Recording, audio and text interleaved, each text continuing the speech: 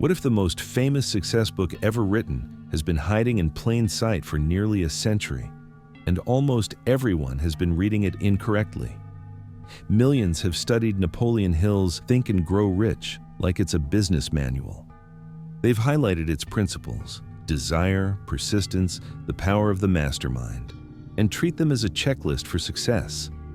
And yet, for most people, nothing truly changes. You may have felt it too, that strange gap between knowing the principles and actually transforming your life. You read the book, felt the spark, maybe even took action, but the breakthrough never arrived. Here's why. Napoleon Hill wasn't writing a business book. He was encrypting a metaphysical operating system inside the language of practical success. On the surface, it looks like a manual. Beneath, it's a guide to tuning consciousness itself. Hill admitted it outright. There's a secret woven through every chapter, one he said would stand boldly before you the moment you were ready for it. And nearly everyone misses it because they search for tactics instead of examining the instrument creating their results, their mind. Hill's real message was simple. Wealth is not something you chase. It is a frequency you tune into.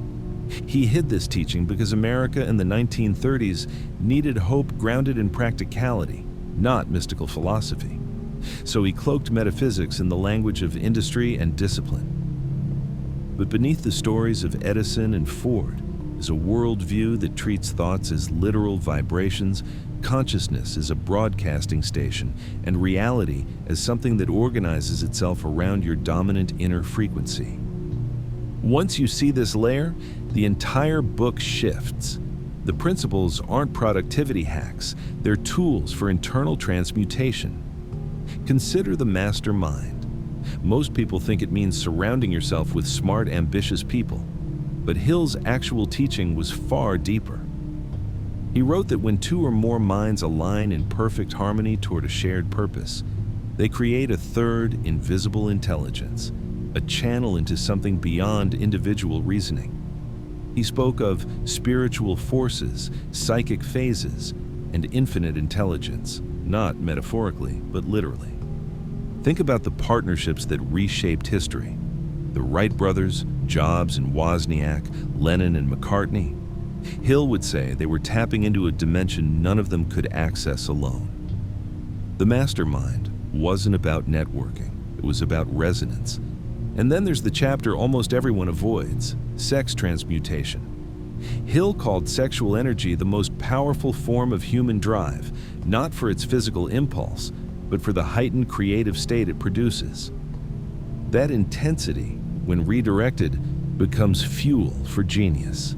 Hill observed that most people don't hit their stride until after 40, because consciously or not, they learn to transmute desire into creation. This isn't repression.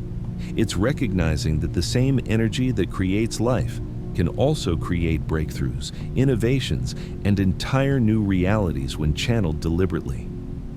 Then, Hill revealed the principle he called the apex of the entire philosophy, the sixth sense, the mind's receiving station for ideas, intuitions, and insights that arrive beyond conscious reasoning.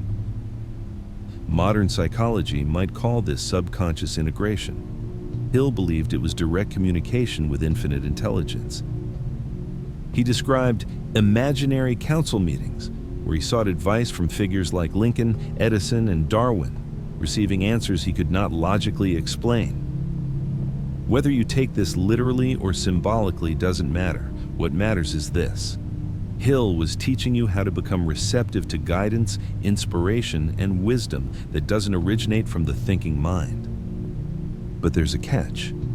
You cannot access this state while operating from fear, doubt, or scattered thinking. The sixth sense only reveals itself when your consciousness has been disciplined, harmonized, and elevated through the previous principles. And this brings us to the real secret, the one that sits in plain sight while 99% walk past it. Hill wasn't teaching people how to get rich.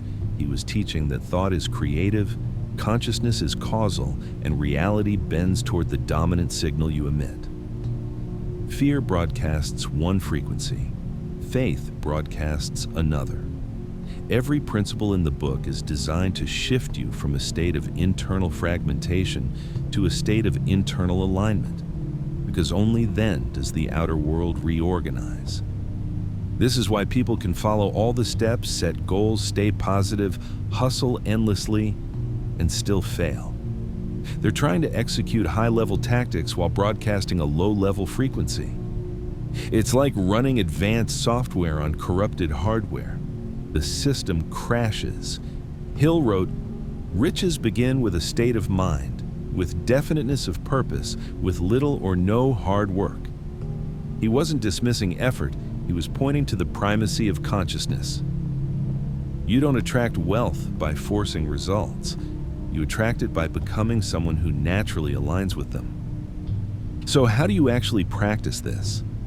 First, define your purpose with burning clarity and emotion, not vague wants, specific, measurable intentions that ignite you. Write them down, see them, feel them.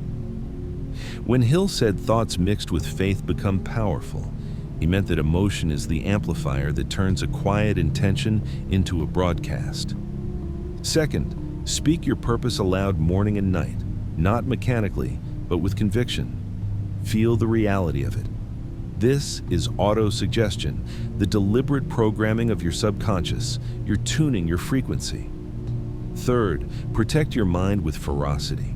Most people treat their consciousness like an open field where anyone can dump weeds. Hill warned that negative influences, people, media, habits, contaminate your signal.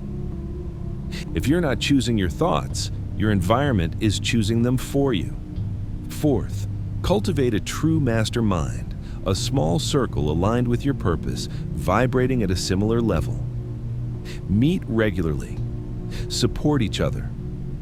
The shared energy amplifies what none of you could generate alone. Finally, act in alignment with your purpose, not frantic motion, but intentional movement. When your internal state is aligned, action becomes efficient, inspired, and often surprisingly effortless. Here's the truth most readers never grasp. Think and Grow Rich isn't a business book. It's a manual for the mechanics of consciousness. Wealth is only one expression of its power. The real treasure is understanding how your inner world shapes the outer one. Most people will hear this and continue living as they always have, chasing strategies, consuming motivation, waiting for change. But a few will recognize the deeper message. They'll see the hidden code Hill threaded through every chapter. The question isn't whether the secret works. The question is whether you're willing to do the inner work required to use it. The secret was never hidden. It was waiting for you to become someone who could see it.